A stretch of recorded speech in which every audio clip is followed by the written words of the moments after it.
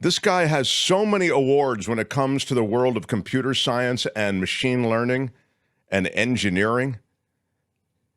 Has a new book which is funny, but it's satirical and plays very much to the reality of artificial intelligence. So I'm anxious to bring him on now. He is the professor, Pedro Domingos, everybody. Hey. Look at you, Professor. Congratulations on your latest. 2040 is the latest. Yeah. A Silicon Valley satire. It takes place in this world of AI and machine learning. And I'll get to the book in a second because the premise is really great. You know, what if an AI candidate ran for president? But first, I want to try to explore a little bit and just super briefly what you know about AI, because, you know, this is a luxury for us to be able to speak to someone who's so steeped in it as you are. So give me we've heard a lot of the downside of AI. We've heard how revolutionary it is, and you can see how revolutionary it is. We've also heard that, hey, 20% of the time it's wrong, and as it learns, there are mistakes made, and, if you turn over your medical file to such a thing, then the 20% mistakes that could be made with your medical life could kill you, etc. Can you give me some sense of the landscape right now? So AI is progressing very rapidly, which is very exciting. And there are some things it can actually do already much better than humans, like medical diagnosis is an example. But it's also very limited in many ways. And in particular, it has no common sense. So ChatGPT is very good at fooling you into thinking that it understands what's going on, but it has no clue. And every now you get a glimpse of this, but this is part of what's dangerous with the current state of AI. Is people thinking that it's a lot better and more competent than it really is. So it's the machine learning that we talk about is this frontier of it getting smarter without us having to do anything, sort of. Isn't that it? Yes, machine learning, it's actually my specialty, has been since grad school, is really the linchpin of AI. We don't know how to program AI to drive a car or understand language or any of these things, but we can give it examples and it learns by looking at them, not unlike a child. A child playing is actually a lot like machine learning. So computers are learning now, and that's why they can do what they can do. So left to their own devices with this machine learning capacity, are they able to begin to kind of do stuff on their own of a technical nature? Could you can turn over any number of complex tasks to them and they can learn it? They can do an amazing number of things. In fact, the same learning algorithm can learn to drive a car or play chess or do medical diagnosis or recommend posts on Twitter or, an infinite number of things. So at the same time, the learning only works so well. We have a long way to go before the machine learning is as good as the human learning. So that means that you need sort of a human in the lifeguard chair to kind of make sure that AI is learning it the proper way? Paradoxically, machine learning is a highly labor-intensive enterprise. The opposite of what you think of when you think of AI, but it really takes a lot of very high people to every step of the way to figure out just how to make a learning algorithm that works, because often they just don't work at all. And then how to get the data, right? The data that you learn from, like the experience of a human being, is really crucial. You give it the wrong data and it doesn't learn anything useful or anything good, all the way to then deploying it, figuring out, because things can go wrong all the time. So machine learning takes a lot of hand-holding, and the people who know how to do the hand-holding are very in demand these days. Yeah, isn't it true? It's weird because you think of AI, sadly, in one way, as replacing human beings in a number of different ways in many jobs. But just to hear you talk about it, yeah, but you actually need more human beings to bring AI to its potential, is kind of what you're saying. Oh, yeah. I mean, in fact, AI is no different from previous forms of automation in that it replaces some things that humans do, but actually creates demand for others. So actually, you wind up with more jobs at the end of the day than you had before. The problem is, or problem conceptually, meaning that just to kind of understand the vastness of it, one of the problems is that it's doing so much right now. For example, today somebody just showed me the AI voice. Uh, I guess it's a I don't know if it's to call it a bot or what to call it, but essentially it can take a voice sample, and then it can apply it to a piece of copy and actually double the voice. Oh, absolutely. And it can do more than that. It can synthesize your image in live video.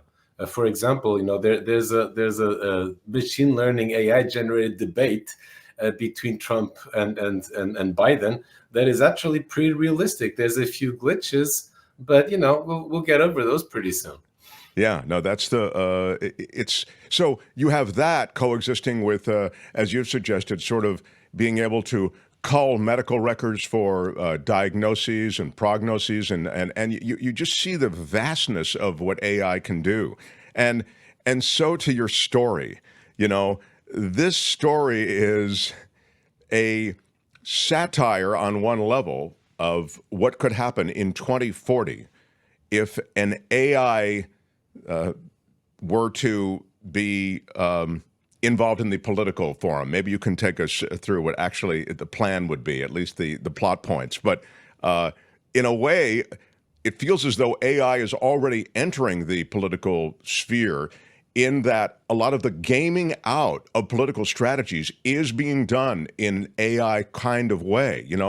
There's a lot of heavy lifting really associated with the ground games, exactly where you can get out vote, where there might still be room to, and a lot of AI is being employed in that, from what I understand. But this takes that to another level. Well, yeah. So, I mean, the basic story of the book is that ChatGPT runs for president. And of course, the jokes now write themselves, right, about AI and politics and the tech industry and all of these things. But as you say, in fact, here's one of the most common reactions I get from people is like, wow, this is so far out, so over the top, and yet it's hardly realistic, like it could almost be happening now. And to your point, AI already pervades politics to a degree that most people don't realize. AI is used for targeting, right? No candidate right now, will survive without doing the same thing that companies do, which is that mine data about you to figure out. The big pioneer of this was Obama in 2012. And it's used extensively. It's ironic because politicians talk a good game about privacy, but when it comes to their campaigns, that goes out the window. So in that regard, you're talking about data mining, sort of, aren't you? Yeah, it's like going to to your social media data, everything that's public about you. A lot of companies collate data about us, and then they will sell it to you by, at 50 cents a person. And so the companies will collate all this data. And for example, what Obama's campaign did when they kind of like pioneered this was they would try to predict every day who were the most likely swing voters in swing states that by a visit could be persuaded to change, and what were the talking points. So they ran this thing every night. I mean, very reminiscent of what happens in 2040. They run this thing called the optimizer to figure out who the campaign workers should go talk to the following day. And, he beat Mitt Romney that way. That's exactly right. And that, by the way, seems like ancient history compared to the capacity of AI today, It's funny, in Wired magazine, Stephen Levy says, fun and well written will be a hit. The most devastating satires are written by those who know the absurdities up close. Pedro Domingos is deeply familiar with both AI and the follies of its followers, and he's funnier than ChatGPT's hallucinations. So you take this idea of, again, stuff that does exist in real life, the political utility of AI, and now you apply it to this notion of, well, what if you turn AI loose? And now in the story, do those who are voting for AI, the potential voters, know they're voting for AI, or is there a human kind of decoy that's out in front? Oh, they totally know. And in fact, the whole, so the guy's called Prezibot, the presidential chatbot, the presidential robot. and his whole campaign, or its whole campaign, is humans are incompetent, thinking is hard. The chairman of the Fed is already an AI. The president obviously should be an AI. Let's get the incompetent humans out of this loop. And then, of course, things don't go as planned. But there is a set of humans in the book called the Prezi heads, who are people who really do think that AI is salvation, and those people exist. Oh, that's really just great. That's really just great. By the way, within the AI community, is there that group that feels like, hey guys, get out of the way, this really is the future, or does everybody kind of know AI has its place? Oh, within the AI community, there is the full spectrum, from people who think AI is the second coming of the Messiah to people who are, increasingly numerous these days, who think AI is the looming catastrophe. And in fact, part of my intent in this book is to have fun, but part of it is like to really show people what the world of AI and tech really is like, to demystify it. People think there's these geniuses solving problems and having brilliant ideas, and it's more like a bunch of bumbling fools with their human foibles, trying things and making mistakes, and then things blow up, of course, as they always do. Now, there is an AI presence in this world of politics already, isn't there, Pedro?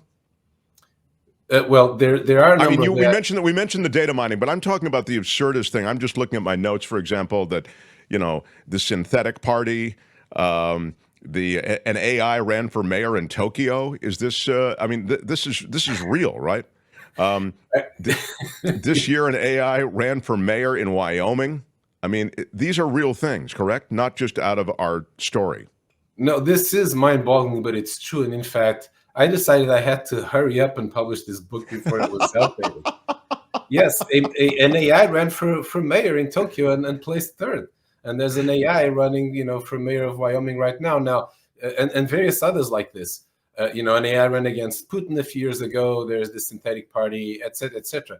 Now, typically, an AI is not legally allowed to run for president right now. But the way they get around it is that a human runs, for example, for mayor, as a representative of the AI. And what they say is, I'm just going to do what the AI says, right? Imagine, Joe Biden or Donald Trump or whoever saying like, I'm the constitutional monarch, right? I'm like the Queen of England. I will do the PR, but the decisions are safer in the hands of an AI. Of course, they're not, but that's the fun part. I mean, it oddly, in the case of Trump, that might just be half a beat off of what's actually happening. I'll be on the golf course. Tell me what photo op I need to hit next. I mean, what gave me the idea for this book, by the way? So I for a long time I wanted, I thought somebody should write a novel about Silicon Valley. Finally decided to. Well, what gave me the idea was a journalist asked me, after a talk that that involved a lot of AI in politics, so would you vote for an AI for president? And I was a little taken aback, and I thought for a while, and I said, well, no, but if the other candidate was Trump, then yes.